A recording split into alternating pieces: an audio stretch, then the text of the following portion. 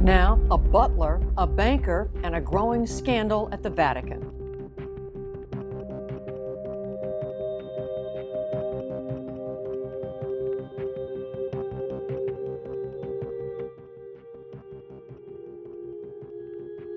In the hallowed halls of the Vatican, a scandal unfolded that shook the foundation of the Catholic Church to its core. Paolo Gabriele, the butler of Pope Benedict XVI, leaked confidential documents exposing a web of corruption, intrigue, and betrayal. This story peels back the layers of secrecy to explore the dark corners of one of the world's most powerful religious institutions. Paolo Gabriele, the butler, closest to the Pope. Paolo Gabriele wasn't just any Vatican employee.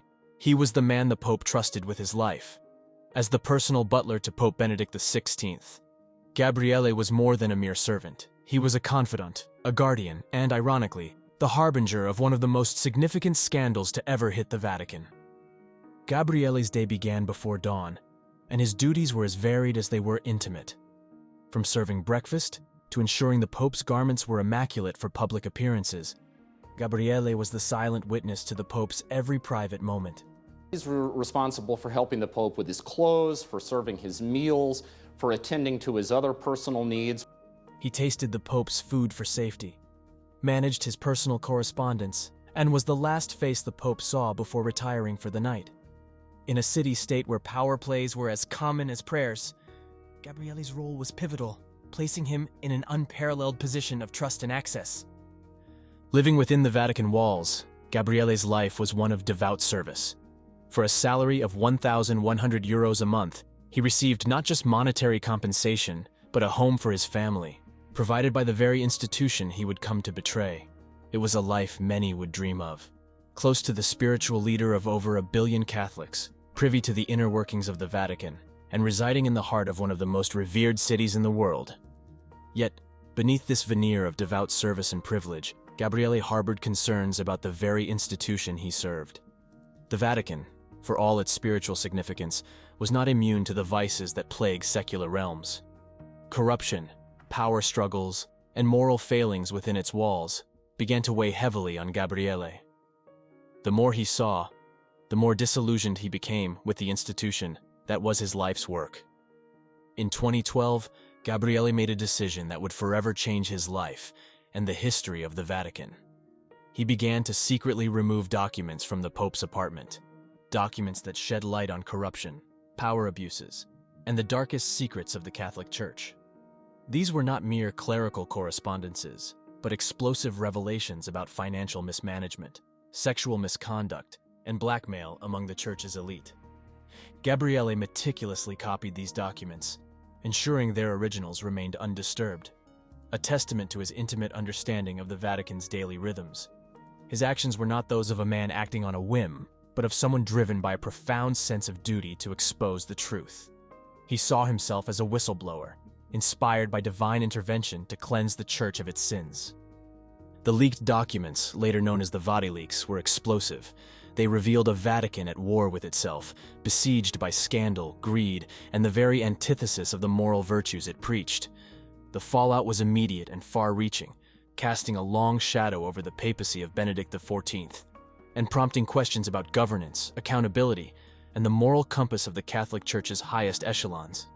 Gabriele's betrayal was not just a personal affront to the Pope. It was a cataclysmic event that laid bare the vulnerabilities of an institution long shrouded in mystery.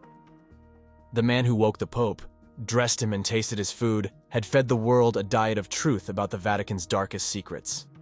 In doing so, Gabriele transformed from a trusted servant to a pariah, a symbol of the complex interplay between faith, power, and the quest for transparency. The Leak, unveiling the Vatican's secrets. In early 2012, the tranquility of the Vatican was shattered as a series of confidential documents found their way into the public domain, exposing a litany of scandals that rocked the Catholic Church to its core. This unprecedented leak, dubbed Vatileaks, would not only tarnish the reputation of one of the most sacred institutions in the world, but also unveil the deeply ingrained issues lurking within its hallowed walls. Then late last week, the scandal, dubbed Vatileaks, suddenly widened. The documents leaked, were of a nature so sensitive that their exposure sent shockwaves through the church and beyond. They contained allegations of financial mismanagement, corruption at the highest levels, power struggles, and the blackmailing of homosexual clergy. Perhaps most damning were reports implicating church officials in covering up cases of sexual abuse, alongside revelations of extravagant spending and the existence of a covert network of gay priests. One of the most explosive revelations came from a series of letters written by Monsignor Carlo Maria Vigano, who served as the Secretary General of the Vatican City State. Vigano's letters to Pope Benedict XVI detailed rampant corruption and mismanagement within the Vatican's administration, accusing senior officials of financial wrongdoing. Vigano, who was later transferred to a role as Apostolic Nuncio to the United States, claimed his reassignment was a punishment for blowing the whistle on these corrupt practices. The documents painted a picture of a Vatican in turmoil, embroiled in internal conflict and besieged by scandal. The leaks revealed not just financial misdeeds, but a culture of secrecy and silence that allowed such practices to flourish unchecked. Among the leaked documents were memos detailing the Vatican's banking operations, internal correspondence about the Vatican's tax status in Italy, and sensitive communications between the Pope and his ambassadors. The public and media reaction to the VatiLeaks scandal was one of shock and outrage. The revelations challenged the moral authority of the Catholic Church, an institution that had already been grappling with allegations of sexual abuse by clergy members worldwide. The media feasted on the scandal, with headlines around the globe highlighting the deep-rooted issues within the Vatican. The scandal was particularly damaging because it exposed not just individual misconduct, but systemic problems within the Church's governance. Journalist Gianluigi Nuzzi played a crucial role in bringing the VatiLeaks documents to the public's attention. Nuzzi's book, His Holiness, The Secret Papers of Benedict XVI, compiled a vast array of leaked documents and offered a damning insight into the dysfunction and corruption at the heart of the Vatican. Nuzzi's work, based on the documents provided by Paolo Gabriele, painted a portrait of a church at odds with its public teachings, embroiled in a battle for power and influence. The Vatican's response to the leaks was one of damage control. Officials condemned the breach of confidentiality and embarked on a mission to root out the source of the leaks. The Vatican spokesperson Federico Lombardi made a statement expressing his bitterness over the release of classified documents. The scandal prompted the Vatican to tighten its security measures and reevaluate its internal communication practices. However, the damage had already been done. The leaks had laid bare the Vatican's vulnerabilities, exposing a side of the Church that many had suspected, but few had seen so clearly. The scandal unfolds. Corruption, blackmail, and betrayal. The VatiLeaks scandal, emerging from the heart of the Vatican, exposed a series of sordid tales that seemed more akin to a political thriller than the day-to-day operations of the Holy See. The leaked documents were not merely embarrassing interoffice memos, but a Pandora's box revealing corruption, blackmail, and a culture of concealment and betrayal that ran deep within the Church's venerable walls. Central to the scandal were allegations of widespread financial mismanagement and corruption. The Vatican, with its centuries-old institutions, including the Vatican Bank, officially known as the Institute for Works of Religion, was depicted as a hotbed of unethical financial practices. Documents leaked by Paolo Gabriele highlighted cases where church funds were misappropriated or used to grease the wheels of the Vatican's bureaucracy. One of the most damning revelations involved the misallocation of funds designated for charitable causes, diverted instead to cover the Vatican's administrative expenses. There were also allegations of money laundering, with the Vatican Bank accused of failing to adhere to international standards to prevent such practices. This financial impropriety was not just a matter of internal concern, but had significant implications for the Vatican's standing on the global stage, especially with financial regulators. Bank. A new book called God's Bankers reveals the history and operations of the Catholic Church's own bank.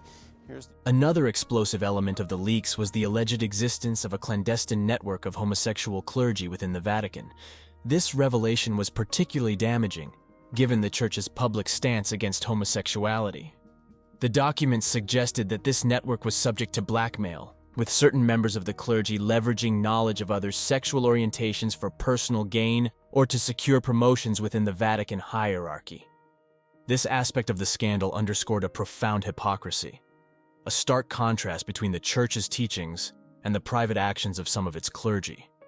It also highlighted the vulnerability of the Church's members to manipulation and extortion, undermining the moral authority the institution sought to project.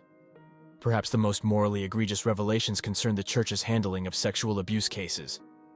The leaked documents contained evidence that high-ranking officials, including bishops and cardinals, were involved in covering up cases of sexual abuse by clergy members, rather than addressing these heinous acts. The Church's response, as laid bare by the leaks, often involved silencing victims and transferring offending clergy to different parishes or roles, thereby allowing them to evade secular justice and continue their predatory behavior. These cover-ups were facilitated by a culture of secrecy and a perceived need to protect the Church's reputation at all costs. The documents revealed a deep-seated institutional failure to confront and address the sins committed within the Church's ranks. This aspect of the scandal not only caused outrage among the Catholic faithful, but also drew sharp criticism from the international community, human rights organizations, and victims' advocacy groups. The Vatican scandal did not emerge in a vacuum. It was indicative of broader issues within the Catholic Church related to governance, accountability, and the tension between tradition and the need for modernization. The allegations of corruption, blackmail, and cover-up brought into sharp relief the challenges facing an institution that is both a religious authority and a sovereign state entity. The financial misconduct allegations pointed to a need for greater transparency and adherence to international financial regulations. The blackmail of homosexual clergy highlighted the Church's struggles with issues of sexuality and celibacy, while the cover-up of sexual abuse underscored a profound moral and ethical crisis. The reaction to the scandal, both within and outside the Church, reflected a mix of shock, disappointment, and a clamor for reform. For many Catholics, the revelations were a call to action, an impetus to demand changes that would make the Church more transparent, accountable, and aligned with the values it professed to uphold. The investigation and the fallout. The Vatican's response to the explosive revelations of the Vatican scandal was swift, marking the beginning of a tumultuous period within the heart of the Catholic Church. The leak not only threatened the Church's moral authority, but also exposed vulnerabilities in its governance structures. In the aftermath, the Vatican launched an internal investigation that would lead to significant fallout, reshaping the Church's hierarchy and casting a long shadow over the papacy of Benedict XVI. Upon the public exposure of the leaked documents, the Vatican was quick to condemn the breach of confidentiality, framing it as an attack on the Church's sovereignty and moral standing. Pope Benedict XVI himself expressed profound sadness over the betrayal, emphasizing the gravity of the leaks given their potential to harm the Church's image. The Vatican's legal apparatus moved to identify and prosecute the source of the leaks, leading to a high-profile investigation that would soon center on Paolo Gabriele, the Pope's butler. The investigation into the leaks was led by a special commission of cardinals appointed by the Pope, signaling the seriousness with which the Vatican viewed the breach. This commission operated with a level of secrecy and urgency, reflecting the sensitive nature of their task. Their investigation employed the full spectrum of the Vatican's internal security apparatus, eventually pinpointing Gabriele as the prime suspect. Gabriele's arrest was a dramatic turn of events, revealing the depth of betrayal felt by the Vatican's highest ranks. The butler was found to be in possession of a large cache of confidential documents, some of which matched those that had been leaked to the press. His trial, held within the Vatican, was a rare glimpse into the secretive legal proceedings of the world's smallest sovereign state. Gabriele was charged with aggravated theft, and his trial revealed a man who claimed to have acted out of a desire to expose corruption, believing himself to be an instrument of the Holy Spirit. The fallout from the Vatican scandal and the subsequent investigation into Paolo Gabriele had profound implications for the Church's hierarchy. The scandal laid bare the factionalism and power struggles within the Vatican, revealing a church at odds with itself. High-ranking officials were scrutinized, and the scandal amplified calls for reform in the Vatican's governance and financial practices.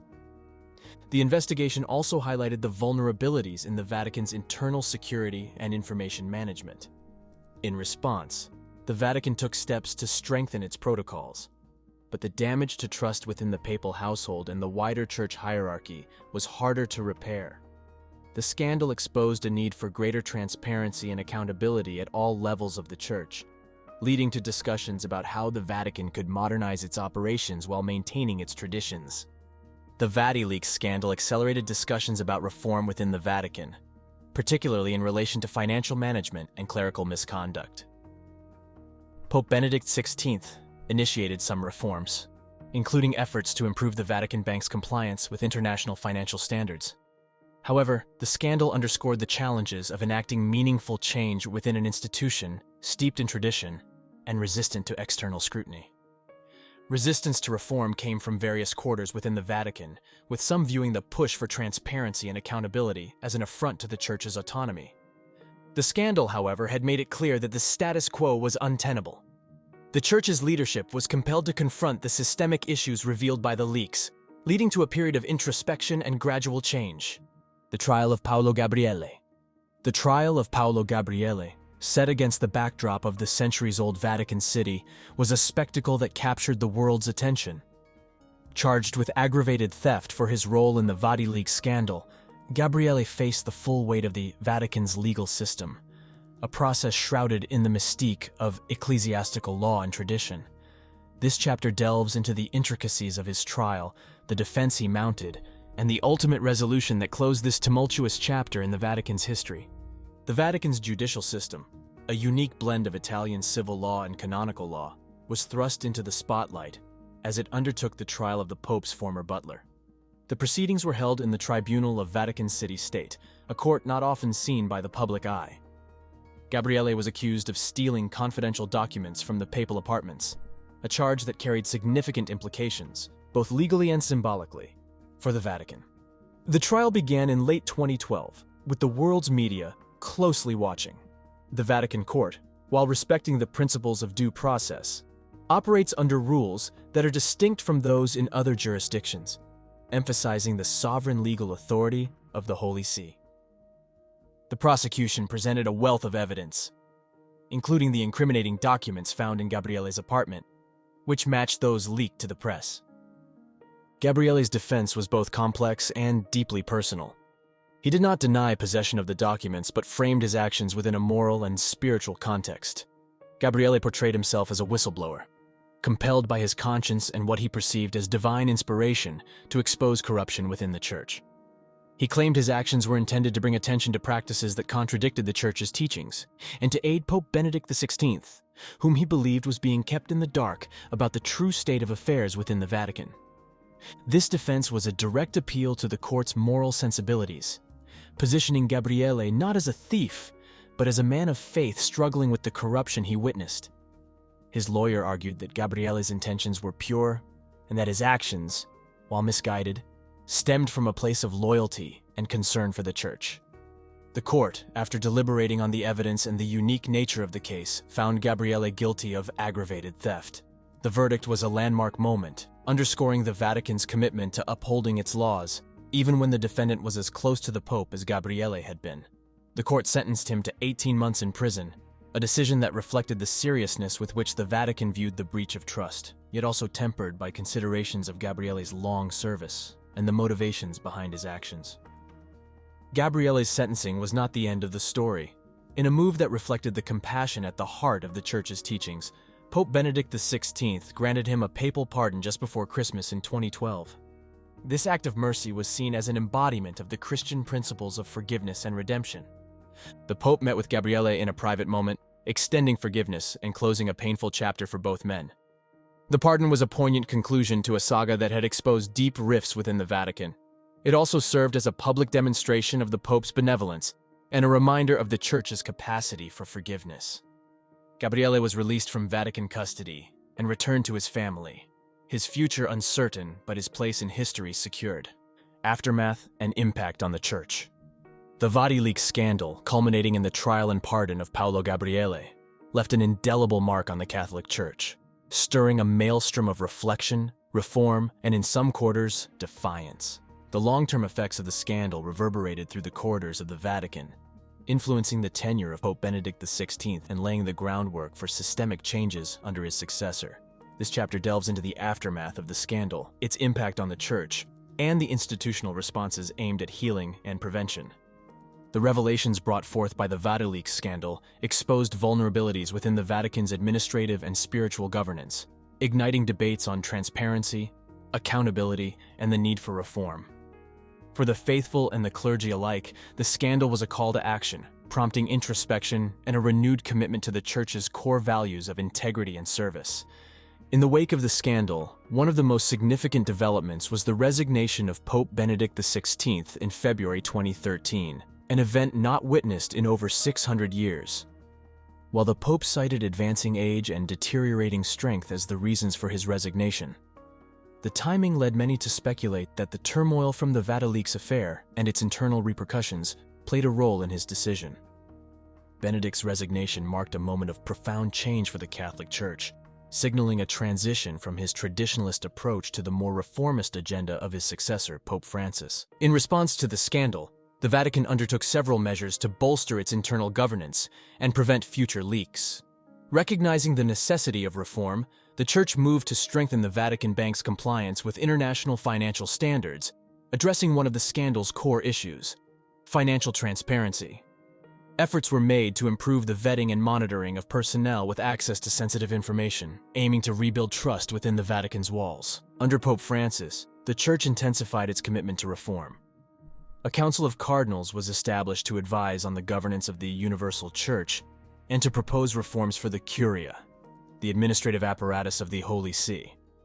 Pope Francis also established a secretariat for the economy, tasked with overseeing the Vatican's financial matters, and a pontifical commission for the protection of minors, reflecting a dedication to addressing the issues of financial misconduct and clerical abuse exposed by the scandal.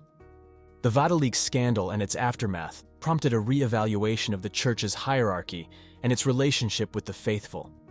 The scandal underscored the need for the Church's leaders to live up to the ethical standards they preached, fostering a greater demand among the laity for accountability and transparency in church affairs. This shift in expectations has led to a more engaged and vocal laity, eager to participate in the Church's renewal and to hold its leaders accountable. The long-term impact of the Vatican scandal on the Catholic Church is a complex tapestry of challenge and change. The scandal not only exposed flaws, but also catalyzed a process of renewal, pushing the Church toward greater transparency and accountability. The measures implemented in its wake, particularly under Pope Francis, signal a shift towards a more open and reformist Church, one that seeks to address not just the symptoms, but the systemic issues that allowed such scandals to emerge. As the Church moves forward, the legacy of the Vatican scandal serves as a cautionary tale and a beacon for reform. It is a reminder that the path to integrity and trust is continuous, requiring constant vigilance and commitment to ethical leadership. The scandal has catalyzed a dialogue within the Church about its role in the modern world, challenging it to reconcile its sacred traditions with the demands for transparency and accountability that define contemporary society.